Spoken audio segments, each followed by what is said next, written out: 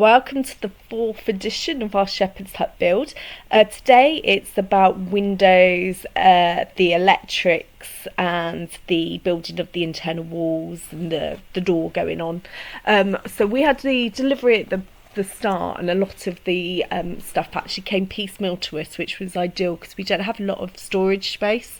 We had the garage, and unfortunately, like with most of Craig's projects, a lot of it was stored in the house as well, especially the windows and doors, which I have to say is probably one of the cleanest things that I've had in the house when it comes to his projects.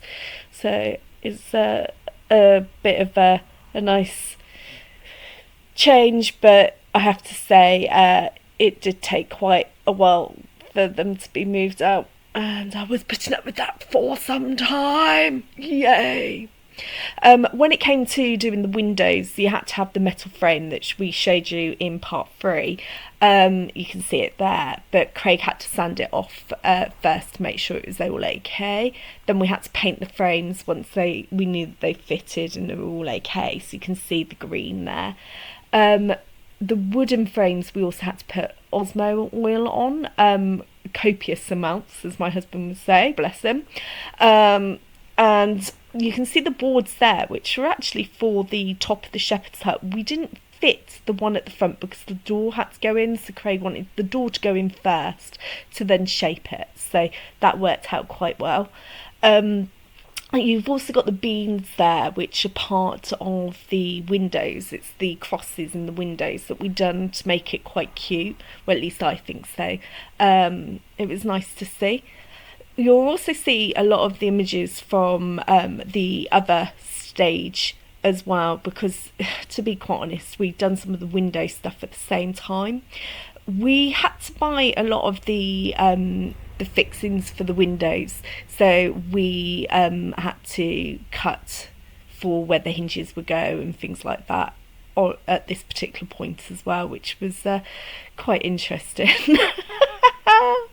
It was a little bit worrying with it, but I think that was more down to this is a hobby for us. It's not anything more than that. So I'm sure people who do it as day job chippies would do a lot better than what we did. But we didn't lose our fingers, so that's great.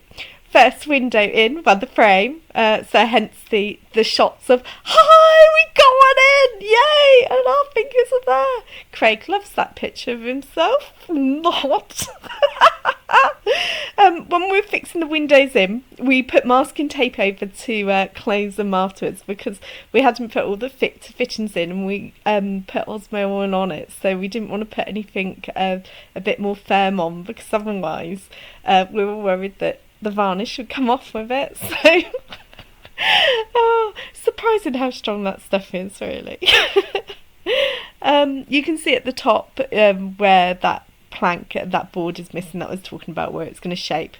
We were really fortunate that in the local village there's a chippy, and he came and fitted the door for us within about a day and a half, something like that. He'd done a really good job. We were so happy with it, and it just meant that it was like watertight then. It was an amazing feeling to know we were at that stage where we could lock up the door and everything inside was great, and that meant then we could start on the installation of it and the panelling of it and the electrical side. Our lovely steps, when they went on, it was great because I didn't have to hurdle up every time onto the hut. So it was such a relief. I'm not 6 foot, I'm nowhere near it, so for Shorty here, it was great when them steps went on. Oh, yay! It's looking good. Just admiring the work there. You can see Craig started to shape the board at the top as well. So we had the electrician in over Christmas and New Year. The electrician could come in one day, then we had a wedding to go to, and then the plasterer could come in. So we had to get the electrician in, then we had to put all the installation in, and then board it all out within like a night.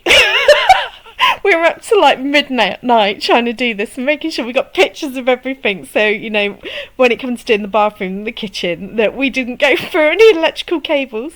Thankfully the electrician was really good with where he put the cables. You can see it's all lovely and tidy, kept everything nice and tight, so it worked out well. Again, you know, the nail gun work